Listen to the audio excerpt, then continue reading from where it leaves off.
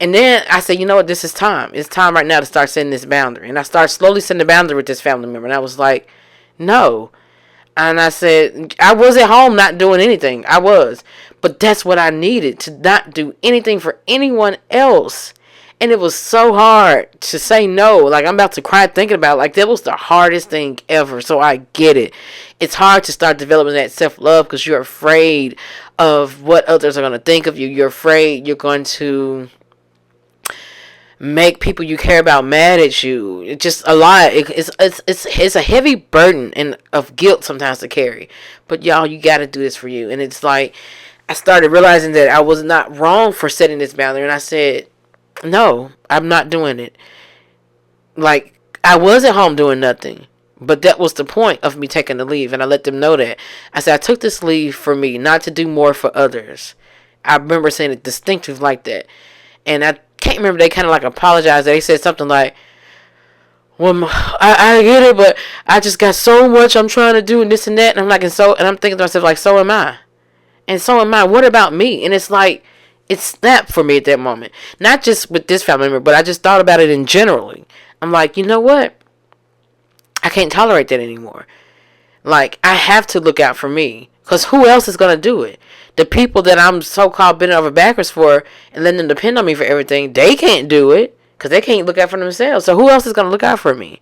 Excuse me, can I please talk to you for a minute?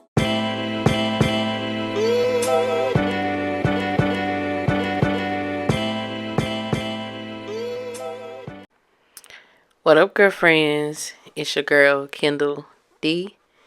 Mindset and intuitive coach, Kendall D. Back with the Hey Girlfriend podcast episode. So, today I thought I would talk about self-love, but in a sense that I feel is, I guess, easier for us to grasp. Because, you can say all day long, love yourself. But that's difficult for some of us that, have been taught the opposite, have been taught to prioritize others, that have been taught self-hate even, that have been nothing but criticized our whole life, so we don't know what it is to pour into us, been made to feel like we're selfish if we pour into ourselves. So with all of that, whatever our trauma background is, it's easier said than done when it comes to just saying love yourself. So I thought I would get on here and kind of tell you how my life improved when I stopped tolerating certain shit. How my life improved when I started to love myself more, because I feel like it's hard to have insight into that and what the benefit of it is when the life right now that may not have as high of self-love for yourself is still in some kind of way feeling void, or you're some kind of way still finding it necessary for you, or you're some kind of way still finding ways that you need it and use it, meaning that, you may be used to being a people pleaser. You may find that it works for you and your nervous system, and so it's hard to think about loving yourself because that makes you more nervous, because it's something you're not used to. You don't know the benefits of it. You don't know how it works. So it's like an unknown thing. And so I get it. It was hard for me in some instances, but it's like I had a year to where I just was like crumbling, falling apart. And I'm kind of glad that happened, because it allowed me to rebuild myself in a new and different way. I had a year about maybe 5 years ago where a lot of stuff was just happening back to back to me, to where I was overworked, feel like I was neglecting myself, had so many deaths in the family happen to me that year back to back. Like, I'm telling you, like February through April, it was like 3 close relatives just died back to back. Just people were dying left and right. And it was just that on top of being overworked. I had a family member that, at the time, that was, I guess I would say, dependent on me, very dependent on me in a sense. Yeah, I'll put it that way. And that was partly my bad, because I had allowed that. I didn't know how to set boundaries with this family member and whatnot. It was just so much. And I was just like feel like I was being pulled left and right. I was in my relationship with my then boyfriend, who was my husband now, and he was just seeing me come home every night just depleted, tired, crying, stressed out. I was heavily smoking weed then, like heavily. Like now I find if I smoke too much, I get too anxious. I don't need it like that anymore. I've found other outlets. And so it was just so bad because I was so stressed out, and that was the only thing that just made me float away, you know? And so, and I'm not shaming anyone that heavily smokes. Everybody has their reasons. Like, I wish I could. I kind of miss being like that. But it's like I get to moments to where I get so anxious and my anxiety rises now when I do too much weed. So I just don't do it that much, maybe because I don't need it.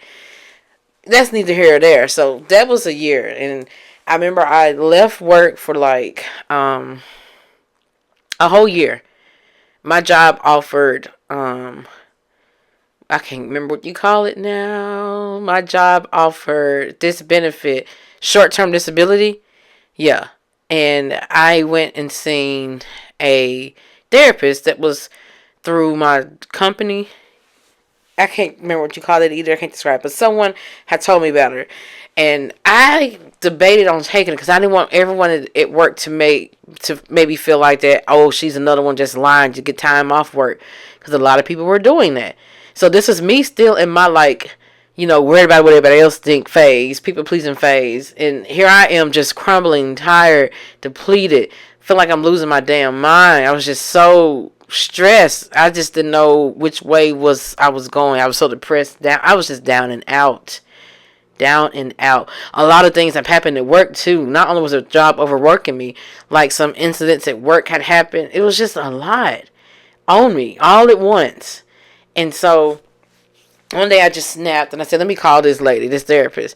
And I called her, and my whole life changed after that. Taking that year off work, it changed my whole life. I wouldn't really say the therapist did anything, because she was like through one of those therapists that's just through your job. I think it's ADA, AP, something like that. And I don't know if she was good or bad. It was just mostly every time I met up with her, she had to fill out paperwork to keep me off work, basically. And I was just telling her how stressed I was. That's basically what it was just someone to fill out paperwork to help me stay off work while I figured my shit out. And I was telling her how stressed out I was. And she was like, a lot of people from that job come in here all the time. And it was just so stressful. The most stressful call center work I've ever done in my life. And that whole year off, it was about a year. It was maybe 11 months. They only gave me like 9 to 11 months, something like that. It was damn near a year. And I was enjoying myself because I was paid. It was paid short-term disability. And I was like, you know what? It kind of got me to regroup and figure out what I need to do for myself. And it's been on the up ever since. Like during that time, I set a lot of boundaries. I cut off a lot of things. That family member reached out to me during that time. I was hesitant to tell this family member that, I'm off work, because I knew they were going to be like, oh, well, since you off work, you can do this and do this, do this, do this, do this for me. And I was hesitant, and some kind of way it got out eventually. And I remember they texted and asked me, are you still on leave? I thought they were checking up on me, right? Thought they were checking on me to see how I was doing. And I'm like, yeah, I'm still so stressed out. I started telling them about, this was through text. I started telling them about what was going on. They just basically bypassed all that and said, oh, well, can you do this for me? I almost wanted to cry to myself because I'm like, and then I said, you know what, this is time. It's time right now to start setting this boundary. And I started slowly setting the boundary with this family member. And I was like, no. And I said, I was at home not doing anything. I was. But that's what I needed, to not do anything for anyone else. And it was so hard to say no. Like, I'm about to cry thinking about it. Like, that was the hardest thing ever. So I get it.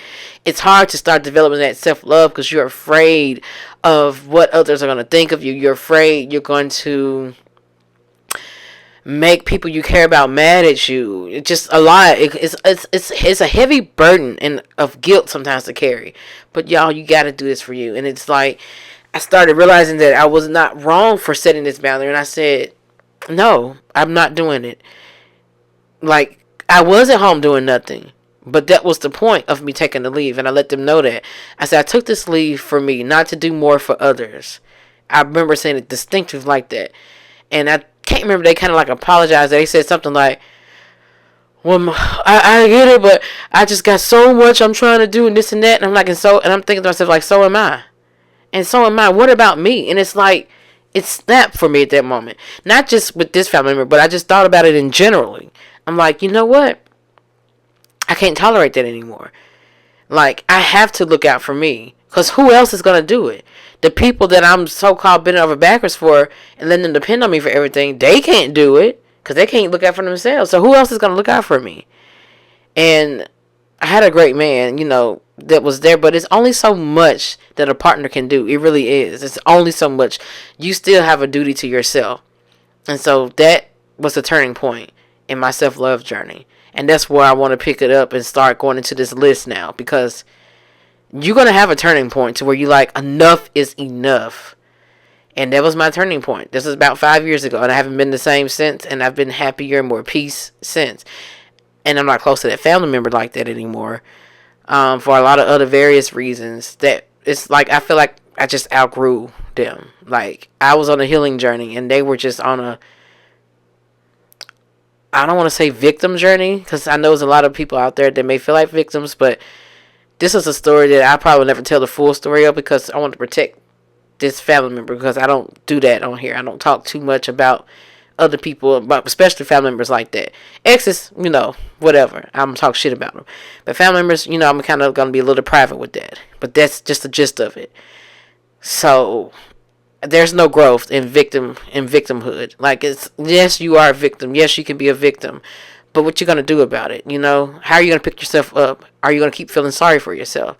And I decided, no, I'm not. And I started picking myself up, and I said no. And that was the turning point. That was like the, I don't know what you would call it. That was like the thing that snapped at me. And yeah. So let's get into this list. I have a list of some things that I stopped tolerating when my self-love increased. I want to say almost the things that I stopped tolerating helped the self-love to increase in a sense.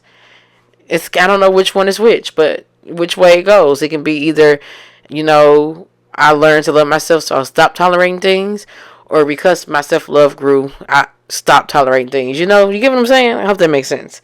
But here go the list. So, one of the things, the number one thing I stopped tolerating when my self-love increased was allowing people to talk to me any type of way. Now, this is a big one for me, and I love that I have learned to be assertive, but not like angry or bashing or argumentative. I don't have to do all that to get my point across. So, but you still have to let people know where they got you fucked up at. You can't let people just talk to you any kind of way, and you can't tolerate it. Now, in some instances, you can't remove yourself, like if it's a coworker or work or something. That's going to lead into my example in a minute. Because it's not just romantic partners, I feel like as a romantic partner, you can set that boundary and say, you're not going to talk to me this way. But if it continues too much, you really shouldn't be in that situation anyway. It's someone that's just talking to you any kind of way constantly. It shouldn't be a boundary you have to constantly set. You should set it one time and bam. You really should have to set it the one time. They shouldn't be talking to you crazy. Like, under no circumstance should you be talking to me crazy. Like, yeah, you can be angry, but it's like, hold up now. That's when you draw the line. You know what I'm saying? So it shouldn't be a reoccurring thing, is what I'm saying. But I'm going to say, just in generally speaking, an example, this new job I have recently, I work from home. This new job that I have, right? So everything is done through like the chat.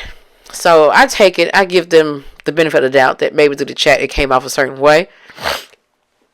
Excuse me. But actually, though, it kind of didn't. I'm just going to tell you what happened and how it went. So, I'm new to this job. This was like earlier this year. I just started in January. This was like maybe around March, April. I'm fairly still new. I barely know everything. And some things I don't know. Some things I may have forgotten or you don't remember. So, I wrote in the little chat for all the co-workers and my team are at. I wrote something in there. I said, hey, how do you do so and so? I can't remember what it was exactly, but I was like, yeah, it was putting in an emergency request for something. How do I do this? I don't remember the process for it or something.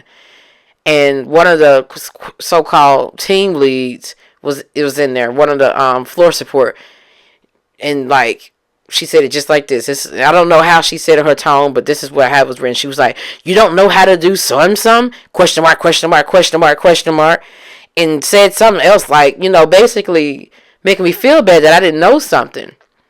And so I almost wanted to shoot off. I was that close. Like then I said, you know what? No, let's work. Let's go to the healing. What did I learn in my healing? And I kindly explained. I said, you know what? No, I do not know how to do it. I am still new, so there are some things that I'm not going to know how to do or remember how to do. So if you or someone else can kindly point me into the right direction, I can remember it and make a note of it. And she kind of changed her tone then. That's something I realized, is that when you come at people like that, make them feel like they the ones that's wrong for how they acted, for talking to you that way, they kind of like change their tone, like, damn, and her tone kind of changed. She didn't really apologize, but I didn't need one from her. I'm just like, yeah, don't like you. You're on on my shit list. And I've noticed that a lot of other people she get kind of like that with. One of the other managers was talking with her, and they had like a little moment where they were like kind of like smart mouthing each other. I'm like, ooh, awkward. So it's her. It's she has a bad attitude, and she doesn't know how she comes off. And I let her know that day. So that's what I'm saying. Like, my self love is not gonna let me tolerate someone doing that to me and getting away with it. Not saying you have to go off with them or meet them at their level or stoop to their level, but you do have a duty to yourself to stand up for yourself and, stand up for yourself in that way. Don't accept that. And I did. Like, and even if I didn't say nothing to her directly, I was gonna go tell the manager. I've learned to do that now. Like, call me tattletale, whatever, but you're not gonna disrespect me. You're not gonna talk to me any kind of way. I'm not tolerating that. It's like my love for myself won't allow that. Like, it's no. I don't have to argue with you, shoot off on you. I'm not gonna fight. I'm not gonna throw things. I don't have to do all that. But I will be assertive and tell you what you did and how it had me fucked up. The next thing, I don't talk to myself any kind of way. So the brain does not know the difference from you just playing with yourself or not really meaning what you say about yourself and what the truth is. So you got to stop that. That's something you have to catch yourself doing and stop it right in the moment. Do not self-blame. Do not talk about yourself. Do not call yourself names. Do not say anything to yourself that you wouldn't say to a dear close friend that you love and care about. Don't talk to yourself. But talk to yourself like someone you love. And so something that I've learned to implement is that instead of calling it something or saying something about myself, not only do I show compassion and grace, what I'll do is I will determine the actual thing about it. I'm trying to explain it the best way I can. My mind is trying my best to get these words out and explain it. So let me give an example. I'm good at that. So for example, say if I told myself, you know what, I had something sweet yesterday. I'm not eating anything sweet today. I need to stop. I'm trying to cut back. But then I slip up and I eat something sweet anyway. Instead of calling myself, man, you so fat and you this and that. You're fat and you're a loser. You're never going to lose weight. That's what's wrong with you now. You're eating too damn much. And this, I'm not going to talk to myself that way. That's how my mom used to talk to me.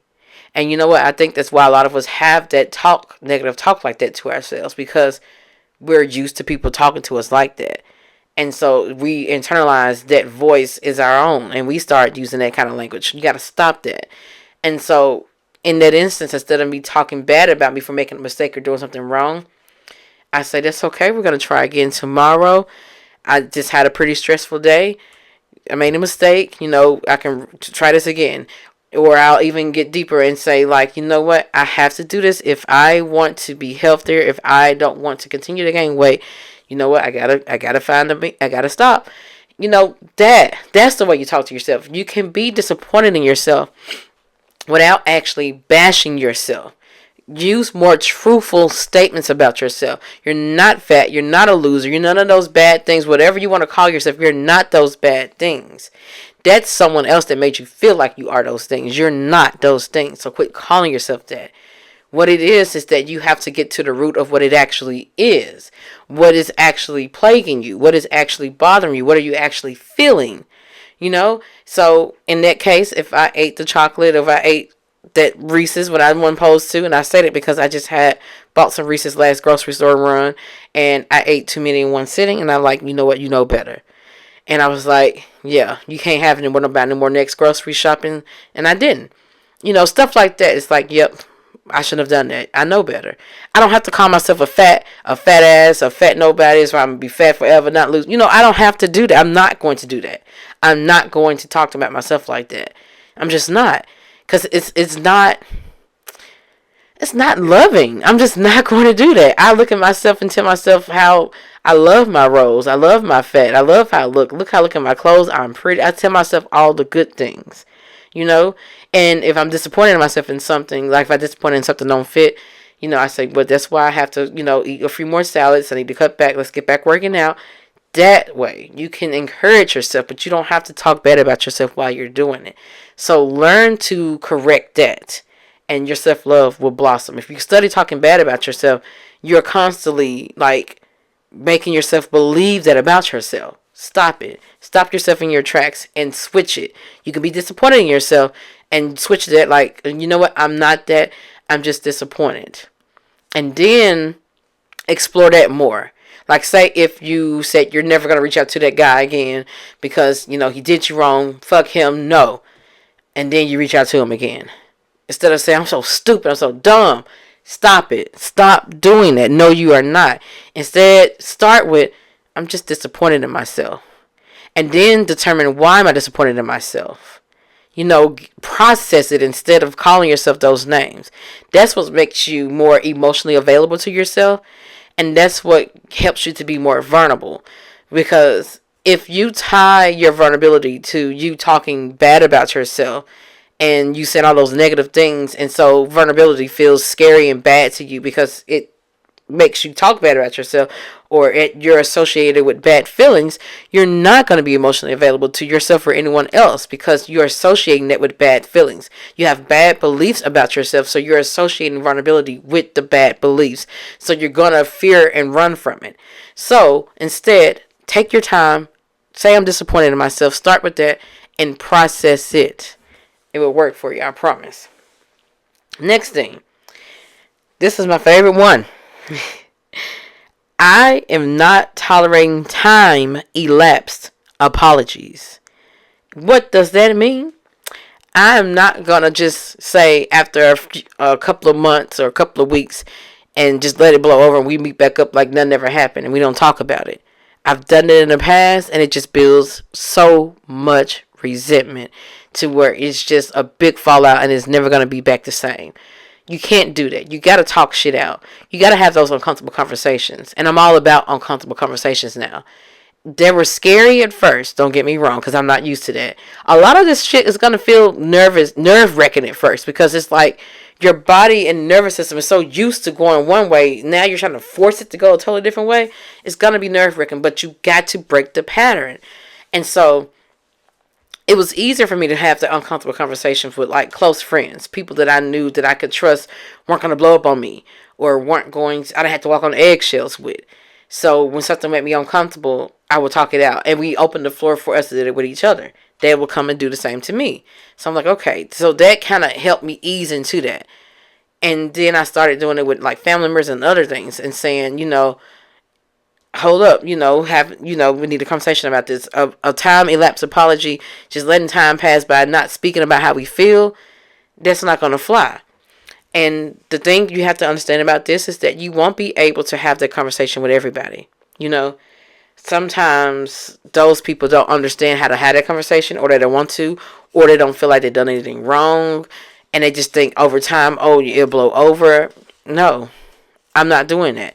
And this is one of the reasons why me and that family member I talked about at the beginning of the show are not close anymore. Because I'm like, until you are ready to have a real conversation where you are accepting accountability for your wrongdoing and self-aware of how you are, we can't rap. We can't talk. It's cordial. That's it. And if even that.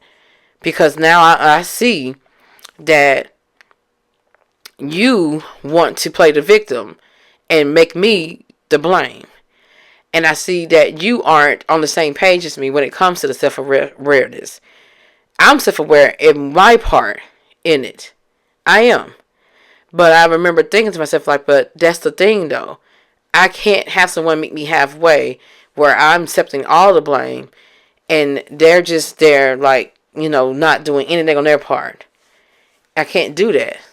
I love myself too much to do that.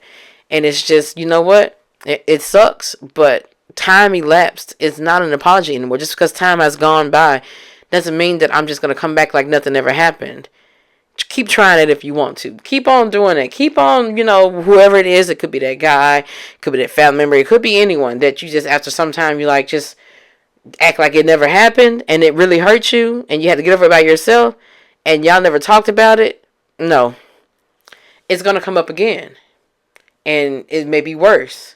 So I'm not doing it anymore. I'm not afraid to have those conversations about things. I'm just know that not everyone is ready for that conversation. That's the thing about it that you have to think about. So I'm now accepting changed behavior. Accountability is an apology only. Like, that's the only apology that is acceptable to me. Like, just forgiving and then forgetting, like, oh, it never happened, not talking about it. No. You have to have accountability, full accountability. You don't even have to really just necessarily apologize to me. I don't need the apology. I need you to be accountable and to change the behavior towards me. And if that doesn't work, if that doesn't go, if you're not feeling like that's something you can do, we have nothing to rap about. It's a wrap. Next thing. I'm not tolerating anyone's inconsistent behaviors. So as my love for myself grew and I changed and I determined that I am a consistent person, that, I am transparent, I'm real. I hate to say that, I'm so real, but I'm saying, I'm honest and I'm true. And I'm one way with you. And I'm going to communicate effectively and honestly. But if you are inconsistent, I'm not just talking about with a man or anybody. Just it's just anyone, period. Anyone can be inconsistent with you. If you up and down inconsistent, I can't trust that. And the love I have for myself will not allow me to tolerate someone that is so back and forth, up and down, and inconsistent with themselves. That's an unsafe person. And I'm not tolerating it. Get yourself together, is how I look at it. You too inconsistent, baby. Like, you too back and forth, you too up and down, you too inconsistent with me, saying you're going to do one thing and do another, not doing it. There's no excuses like, oh, well, maybe they just and that. Well, maybe. Nope. I stopped making excuses for people. Which leads me into my next one. I stopped being so damn understanding that I subject myself to someone's harmful behavior.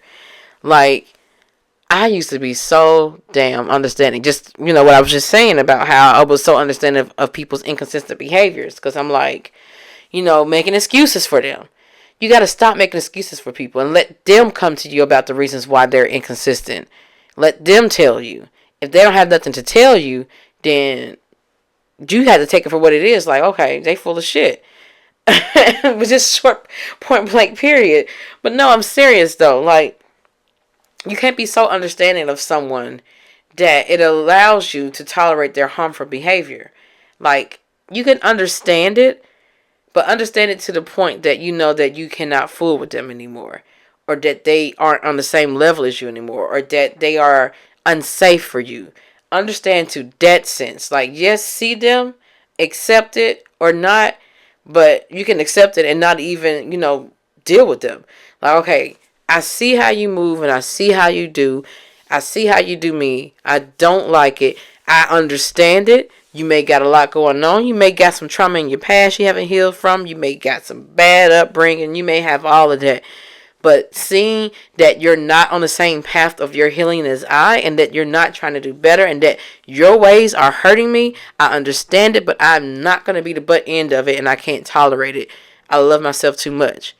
And that's what I say on the end of everything when I make the decision that sometimes it's hard. I say, I love myself too much. Like, it was hard for me to not have a relationship with this family member. Like, I cried the other night because I was thinking that maybe they were on a path to change them because of something that came up. I'm not trying to give out too much information. It wasn't with me, but it was something I heard about and seen. I was like, oh, okay, maybe this person's changing. And then, bam, I found out they still the same way. And I kind of cried and wept because I'm like, I was hoping that this was like the light at the end of the tunnel. Like maybe they were coming around, you know. Yeah, but it wasn't. And that's the hurtful part. And after all of that of saying that I have to cut ties with this person, like completely, until I have to stop hoping that they'll change, hoping that it'll be different. I have to stop it. I love myself too much. And it's like, it's almost like just a hug to yourself. Like, I love myself too much for that. And whenever you make a decision that's hard, but you know it's right for you, and you've like talked it out, even with friends or even with yourself, and you've gone over and you know that it's the right thing, it may be hard to do, but you have to end it with the end point. Like, I love myself too much. And that kind of like eases the blow a bit. It's still going to be a little hard, but it helps me like to be like, you know what, I love myself too much. I can't. And that's what I've started saying when I'm making difficult decisions or having to set difficult boundaries, because the shit never gets easy if you're not used to it. But you learn that you have to do it because you love yourself too much. You learn that you have to do it in order to keep your peace, your sanity, to be fair to you. So you start to soon realize that it's a must that you do. It's not like something that you do just in the event of things. It's like an ongoing must. And so that's how I feel with like love myself. I'm like, I can't allow myself to just be subjected to someone's unhealed trauma because they don't want to get help for it. I can understand it. And that used to get me every time. Being that understanding, y'all, especially with my exes, it would get me every time. And left me in the end out cold with nothing and giving so much of myself, understanding so much, and just being the butt end of all their pain. Hurt people for real. And I was on the end of it every single time. And I was like, I had to say no. Like, I love myself too much. Like, I get it, but I'm not your therapist. I can't help you. I'm not going to be on the end of this. I can't help you heal. I can't wait around for you to change. Like, it's something you got to do on your own. I can't keep, subjecting myself to this. And you have to, do that for yourself. And in doing so, I want you to know that those are not the only type of people in the world. Like, I think sometimes we get so wrapped up in our mind and belief system that there's only a few select people in the world that are, good, or that can meet our needs, or whatever it is. But it's not, stop limiting your beliefs like that. Just because that's all you've seen doesn't mean that that's all there is. And even, I'm going to throw this out there, even if that's all there is out there, what are you going to do? Accept it just because and be like, well, it's hell for me, but that's all there is, I'm going to accept it? No. So what you do is you tell yourself, I'm not accepting anything that's not on my standards list. Like, I'm not accepting of this. And that's how you move forward and move along. Instead of saying, oh, what I want is not out there. Say, I'm not tolerating anything that's not on this list that I have for myself and what I need. I'm not accepting it. And that's how you move. Say what you're not going to accept and say what you want. Don't say, well, I don't think there's anything else out there. You never know. If you keep stopping on people that's half-assed got what you want, you're never going to know then. You got other people blinding your vision because you don't believe there's anything else out there. You're missing out because you're holding on. So you have to realize that. That's what I started realizing. Like, okay, so what is it? What I'm going to do? Just hold on to this half-ass of what I've got, half-ass of something that I want, and just keep on being understanding and getting walked all over? Or am I going to determine that I'm not accepting it anymore and move forward and keep moving forward until what I want finds me? That's what I'm going to do. Even if it takes a while. You have to determine that. It's better than settling. So, stop being so understanding. The next thing, I stopped neglecting self-care. Like, my self-care is so important to me because it's what keeps me going. It's what gets me throughout the day. Like, self-care doesn't have to be some grand thing. It can be as simple as not doing anything for anyone or anybody and watching your favorite show, sitting at home not doing anything because you feel like it, getting your favorite food. If you, like, say, if you splurge every now and then on a sweet, do that. Glass of wine. Playing your favorite video game, computer game, whatever it is you got. Going out in nature, going for a walk. Self-care. Anything that it's for the benefit of you and only you. It doesn't have to benefit anyone else. You'll have time to do things for others, but it's a must that you take care of yourself, because if you don't, you're not going to have anything else to give to anyone else.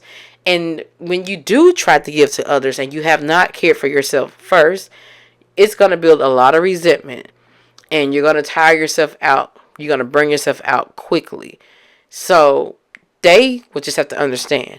And those that don't understand that sometimes you got to say no and set a boundary because it's time for you to take care of yourself, then they are the selfish ones, not you. Do not let them put that in your head. This family member tried to put that in my head. And so I just had a real talk with myself and some close friends that I've been friends with a long time that, are honest. They know me and this family member. They know both of us. And after some time, I realized, you know what? They were trying to manipulate me because they're not getting what they want. They want to guilt trip me and make me feel bad. And they're just expressing their anger. They're expressing their anger and their hurt feelings because of their own mess.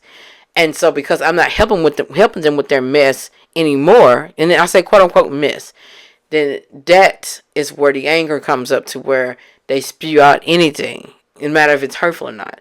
And that's why I say you can't be so understanding to shit anymore. And so with me, I just decided that, my self-care comes first. It's how I'm able to function and to do anything for anybody else, and even myself. And plus, who else is going to take care of me like that? Like, I have a great husband. Yes, he can take care of me. But like I said before earlier in the show, I have a duty to myself. I know instinctively, I guess I would say, what I need. And I'm going to do it. I'm going to take time for myself and do what I need for me. Like, my husband is not going to be there holding my hand. You need to go through this, need to go through that. And plus, that would get on my nerves if he was always there telling me what I need to do for me. So I do it. I take time for myself unapologetically every time, all the time. And it makes me a better person, It makes me feel more at peace, more at ease. It makes me able to say yes when necessary, I just need it. So you need your self-care. Make sure you always make time for it. It can be any small, big thing. Small or big. It doesn't have to be just the biggest thing. It doesn't have to be... It can be anything that you determine feels good for you. That you're doing it solely for you. Take care of you. Other people got to understand that. And if nobody understands that, or if someone takes advantage of you or makes you feel bad for it, it's not only because they are guilt tripping you. It's also because they want what they want out of you, Or maybe they don't understand what self-care is. That they always do for others, so they expect other people to do the same. So it's a cycle. They're people pleasing and expect you to be people pleaser, And that leads me to the next thing. I stopped people pleasing. As my self-love grew, I no longer felt it necessary to people please. And I don't feel like I was ever really like the biggest people pleaser. I had some tendencies, but I was people pleasing, like, especially to the family member, to some other people that I feel like were people pleasers. And so it kind of turned me into a people pleaser, to be kind of like on their level. Like, I was trying to be on their level, if that makes sense. Because of how they believed, I felt like, okay, I gotta, make sure I meet their expectations and please them, or they're going to be displeased with me, And I stopped people pleasing because I had to kind of like realize what it really is and how it's not really doing anything for me or really the other person. Like, you have a responsibility to communicate honestly and authentically to anyone. That is your responsibility. Like, you are not responsible for helping them manage their feelings, helping them manage their responses. You are not responsible for anything that has to do with them. They're responsible for their own feelings. They're responsible for all of that. They can't put that on you. You just communicate honestly. And so honesty can sometimes mean no, or not right now, or I can't do that, or I have this going on. That's being honest. Like, that's your duty, to be straight up and honest with people. Don't people please and lie to them. That's doing a disservice to not only them, but to you, you know? And so I've started realizing that, and just being straight up and honest, I like it better. I like the relationships that it creates around me. I like honest connections, you know? I don't want anybody just people pleasing me, you know? I don't want anyone just telling me what they think I want to hear, or just trying to be what they think I want them to be. Like, I can manage my feelings. I want you to tell me no if the answer is no. I want you to be honest with me. And since I've started operating that way, I've noticed that the people around me operate that way, like friends and whatnot. One time I had a friend, I asked her, one of my close friends, it was Halloween, this was last year. And I was telling my sister-in-law that, hey, I'm getting ready to leave and go over there. They were just coming over for the night. I'm saying, yeah, I'm about to go to my friend's house tonight. And so later on, the sister-in-law asked me, was asking my husband, asking her, can I come with them? Can I go over there too? And so I was already like, I don't think so, because this is supposed to be a small get-together. I think this was, maybe it had a COVID spike, or maybe she's trying to get the party low. I don't remember, but I knew that she kind of didn't want a lot of people, but I asked anyway. And when I asked her, she seemed like she didn't want to tell me no. She was like, I don't know. I really didn't want. I said, it's okay. You can tell me no. Just straight up, be straight up. If it's no, girl, tell me. I'm fine. If it's a no, that's okay. It'll be all right. And she pretty much like, yeah, I don't want anyone else coming. I like, bet. I said, I promise you I'm straight. And that's how it works. Like, I think sometimes the people pleasers get nervous because they've had so many people in their lives, go off on a tangent on them or go off on them. And they don't feel safe unless they're doing it. And I totally get it. So I've learned to be that safe space for people to say no to me and to be honest with me. It's only fair to tell me how you feel straight up. As long as you're not being disrespectful to me and going calling me out my name and stuff. But be straight up. Tell me what's going on. Tell me how you feel. I want to know. Let's talk about it.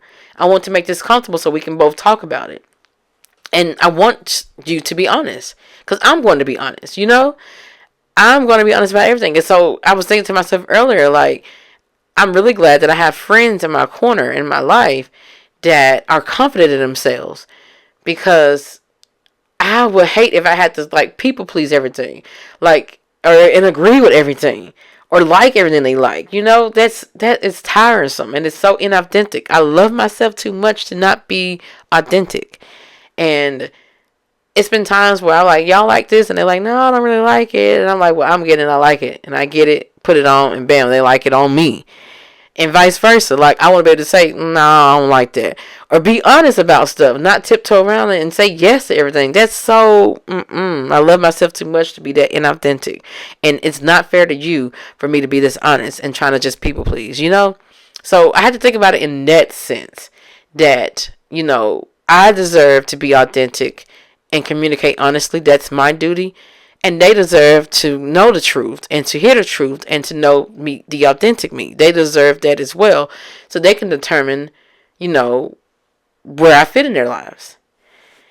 And that's my take on people pleasing. Like, I just don't do it anymore. And I find that people that do people please, they tend to think I'm a mean person. And you may find that as you slowly come out of your people pleasing stages, that people are going to tell you that you're being mean.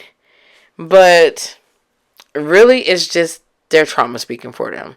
Like, they're used to someone being dishonest with them or sugarcoating things.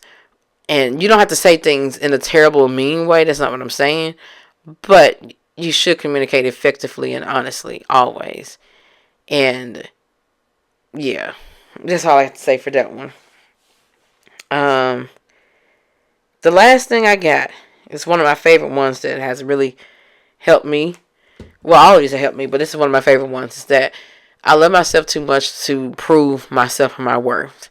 And I'm not talking about just in relationships. I'm talking about just in general. Like, I am okay with being misunderstood. And it's taken me a while to get here, but I've had to slowly realize that in being misunderstood, it's not to say that I'm a bad person or something's wrong with me. It's just realizing that the way that I live my life and the way that I do me is for me and not for anyone else to get to understand. And that also helped breed authentic, great, close connections. And what I mean by that is that, I'm not having to put on a show or prove my worth. I'm just me. And it's accepted. And some people will not accept it. Some people will not like it. It's okay. I'm going to let you misunderstand me. Continue to misunderstand me. And to be honest, sometimes I don't understand other people's lifestyles and whatnot. But it's not really for me to understand and accept. I consider to just be curious about it. If I am, learn about it, okay. But, I don't have to understand every detail of everyone's lives. And then I have to understand mine. Because this life is mine to live. And so I've just took on the fact that I love myself too much to try to keep on proving myself to someone that it's already misunderstanding me. The moment I start to prove myself, it's the moment my self-worth depletes. It's the moment that, my worth depletes. And so it's just like, instead of trying to fight with you on that, let's just accept that, to agree to disagree. That this is a mismatch happening. It ain't it. And it's okay. And it's just even with a job or whatnot. Like, yes, I'm going to go out in the interview and try my best to show myself in the best light. But I'm not going to feel like I have to continuously prove myself. If I don't get it, I don't get it. It ain't it. It ain't right for me. Let's keep it moving. If I'm misunderstood, all right, misunderstand me. Because really, we're all living life and seeing life through our own perspectives. It's something that you must realize. We all have our own perspectives due to our own upbringings, due to us seeing the world our own way, going through things that we've gone through. We're going to see things a bit different. Not everyone is going to get you, but it's that much more beautiful when you don't have to prove yourself at all and you attract people that just get you and are like you. It's just like with you all, my girlfriends and everyone out there listening to this, or on my Instagram, my TikTok, my YouTube, wherever you at, all of you. And it's just like, I've straight up just been myself. I don't explain myself to the trolls that come coming and don't understand. I've got it blocked on Instagram, but baby, on Facebook, I guess I can't block it. They be coming, especially guys. I just let them misunderstand, let them not get it. I'm not going to explain myself. You don't get it, you don't get it. I can have a healthy debate, quote unquote, I guess debate, but when you just straight up acting like you didn't hear none I'm saying, making it be what you want it to be, calling me names, misunderstanding me on purpose, not trying to get it, what's to talk about? You have your view, you feel how you feel. I'm not here to change that. I don't give a damn. Feel how you feel. I don't care. And it's like I'm not trying to change how someone views me or how they feel about me. And it's because that I feel secure within myself. I feel like this one was the best for last, because it's like once you develop all this and you feel very secure within yourself, ain't nothing that nobody can do that can bring you down and make you feel bad about yourself. Like maybe for a moment, but that love you have for yourself is going to bring you back up, because it's like I've fully accepted myself. Not just the good things that are easy to accept, but also the triggers, the wounds, the trauma. I've accepted it all. And with me accepting all of that and owning all of that is a part of me, and not looking at it as like something that is wrong with me, and understanding that everyone has like their insecurities, everyone has their things. I've accepted it all. And it's like, I understand it. And it's when your love for self grows that much, you can't help but to understand. Well, the more you understand yourself, forgive me, my mic dropped. The more you understand yourself, the more you can't help but to love yourself, because now you get you. You fully accept you. You love you. And so it's like, ain't nothing nobody else can say. Like, you don't get it? Okay. You don't get it. You ain't for me. Goodbye. I'm not going to sit here and explain myself to you about who I am. I've accepted who I am. And there are others that have accepted who I am and love who I am. So why am I explaining myself to little old you? Don't work that way. Just let them misunderstand you and keep it moving. It's not the end of the world, I promise. You got a tribe. Just if the more you keep being yourself, then you'll attract the people that are for you. You'll attract your tribe. The more you keep being yourself, people you don't got to explain yourself to. It's always going to be somebody misunderstand you. Always. It's always somebody that misunderstands me. Oh well, we just live different lives. We just have different mindsets. It's alright. I'm not here to prove myself to you. And then it's just so tiring, you know? It's so tiring on me to try to prove myself and to get you to understand when I know that you are just already have it in your mind about who I am. So why am I trying? It's just like with that guy that always says, you know, he don't trust women at all. He don't do this with women. He don't like that and this and that. I want this kind of woman. Why are you trying to prove yourself to this man that already has his mind made up about who women are and what they are and who you are? And here you are trying to prove differently. Why? You know, why try to change his mind? Nope. Take your little self on somewhere and go to the next one. Like, okay, you must not be for me. Thank you for letting me know. Next. But girlfriends, it's getting late. I gotta go to sleep. I gotta get up. I got a coaching call in the morning. And I gotta work 8 hours, of course. I gotta work my job too. So I got to get out of here. I'm done for the night. And I'm going to bed. I'm pretty sleepy. As always, you can catch bonus episodes on Patreon. I don't post bonus episodes much because I talk a lot on this podcast. It's just hundreds and hundreds on there that are already there. Like a lot of old podcasts on there. And my coaching is on there. That's mostly what I use it for, is coaching. I do a lot of coaching. And if you join the $10 Junt, you get I say Junt, I'm from Memphis. If you join the $10 one on there, you will get a discount, $5 off ebooks and whatnot. I got 3 ebooks out, 3 regular books on Amazon out, and yeah, check them out. I really wish my books would blow up. I want a book deal and all that. Don't seem to be happening. I don't know what's happening. I don't know what's in these. I don't know what's in the future for me, but I got some books out, y'all, and I got some more that I want to write.